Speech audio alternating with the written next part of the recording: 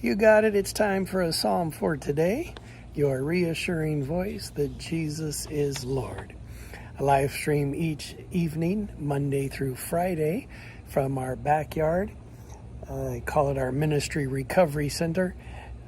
The goal of this house is to A, have a place to live, and B, to welcome Christian leaders in and just let them rest and relax and hit the hot tub. And on a hot day like this, I think it was 116 yesterday. Don't know how hot it was today. It's funny, I get in the hot tub every day, almost every day, and the air is hotter than the water. Never had that problem in the 907. Psalm 128, Blessed are all who fear the Lord, who walk in obedience to him. You will eat the fruit of your labor. Blessings and prosperity will be yours. Your wife will be like a fruitful vine within your house. Your children will be like olive shoots around your table. Yes, this will be the blessing for the man who fears the Lord. May the Lord bless you from Zion. May you see the prosperity of Jerusalem all the days of your life. May you live to see your children's children. Peace be on Israel. We have featured this week feasts, the Christian discipline of feasting, especially in the local church. On this final day of this concept, I would like to feature the family feasts. In the United States, a popular Christmas song is I'll Be Home for Christmas. The idea is I'll be there at the table, I'll be there at the tree, I'll be there as we celebrate the birth of Christ. There is something powerful about being together, and even powerful eating together while we are there, that we join together and celebrate a family meal. One of the great culture shifts in the United States has been the demise of the family dinner. Very, very few, a small percentage of Americans sit at a table and eat together a family dinner. It was at our family dinner where values were transmitted. It was at our family dinner where Bible verses were read. For example, anybody remember the old plastic bread loaf? And you'd pull out of the plastic bread loaf a piece of paper, and on it would be a Bible verse. I think some were called God's Word for Today, some were called Daily Manna. Ours was called Daily Manna. And all of us, there were 5 of us in our family, all 5 would read a verse every night before the meal. And we ate at 5. My dad liked to eat early because church usually started at 7. We did things most nights at 7 and eat at 5, be done by 5:30, 5:45, dishes done, then an hour before the night's church activities. Nonetheless, it is fascinating to consider the reinstitution of family feasts. I think many people in the U.S. have designated Mother's Day as a family feast day. I think Christmas is still a family feast day. Thanksgiving might be a family feast day. But apart from that, we want to create in our own families feast days. And in these days of feasting, we communicate location, proximity, let's say, that as a family we are in proximity. You're with me, I'm with you, we're the family, we're together again, praising the Lord, the song says. I think family feasting also features passing along food tastes from generation to generation.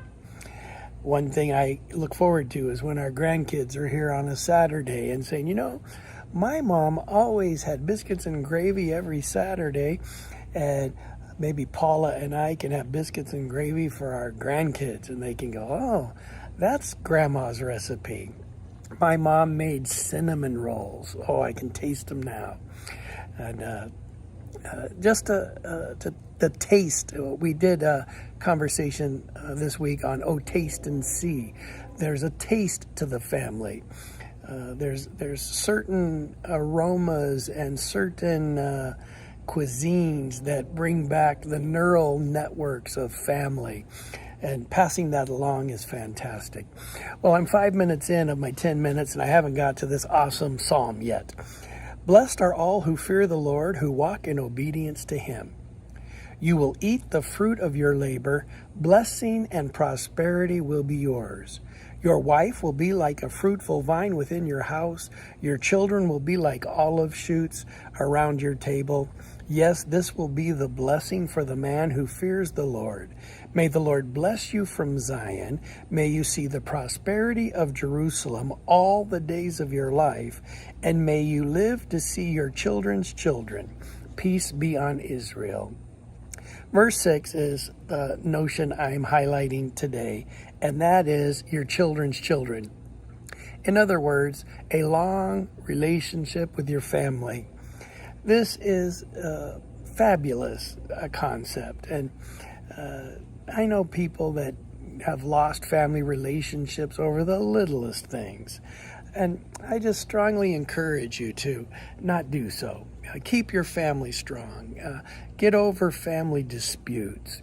Listen to the words, especially see your children's children. Listen to these words: blessed, blessings, prosperity, fruitful, blessing, bless, prosperity, all the days of your life.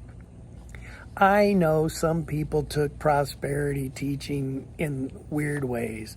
And, I've heard people say, oh, I don't think prosperity gospel is correct because it connects prosperity to salvation.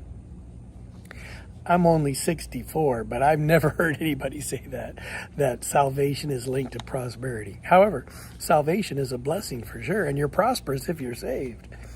No, I don't think that prosperity is hyper. I don't believe that it's out of balance. But in Psalm 128, the encouragement is when you bless the Lord, when you fear the Lord, when you walk in obedience to him, you are blessed. When you bless him, you are blessed. And you will eat the fruit of your labor. Can you imagine in Israel's time, you work, and then an invader comes in and steals all your fruit, all your harvest? He says in this text, you will eat the fruit of your own labor. Many of you have worked hard your entire lives. You have saved and pinched and couponed and been careful with your money. And you should enjoy the fruit of your labor. And when you eat the fruit of your labor, it says blessing and prosperity will be yours. On those who fear the Lord and on those who walk in obedience to him. When you obey him, when you fear him and walk in his ways, you have this delight of eating the fruit of your labor, and you have this blessing and prosperity that will be yours. And the idea for today is that all of this leads to verse 6, the final verse of Psalm 128, that says, may you live to see your children's children. May this blessing, this fruitfulness, this prosperity, this fruitfulness, this blessing, this prosperity, going verse by verse through the psalm, be upon you for your children's children. Teach your grandchildren to feast. Teach your children to feast. Practice family feasting yourself. Every once in a while, you bust out your china, you bust out your best dishes, your silver, if you're on our budget, you bust out your nicest paper plates. But the point is, you throw a feast for your family. One of my relatives wouldn't let anybody sit in the living room because they didn't want the living room to ever be unsettled. I'm saying when you catch hold of this concept, you say to the kids and the fam, hey, nothing here is out of bounds. Let's use this place, these resources, these options, and let's feast. Or for me, even though I eat keto most of the time, there's a time to say, forget keto, it's time to eat this cake. I remember when Danae was married, she said, Dad, you can't eat keto. And I said, okay. I think she had 3 or 4 or 5 different flavors of cake. I had a piece of each. Oh my goodness, it was good too. Brothers and sisters, don't slack. Don't cut back on the family feasts. May God prosper you. May you enjoy the fruit of your labor. May you enjoy all the resources that God has granted unto you in your prosperity and your fruitfulness. And may you then deliver some of those goods to your children's children as your family gathers at the same time in the same place to feast together.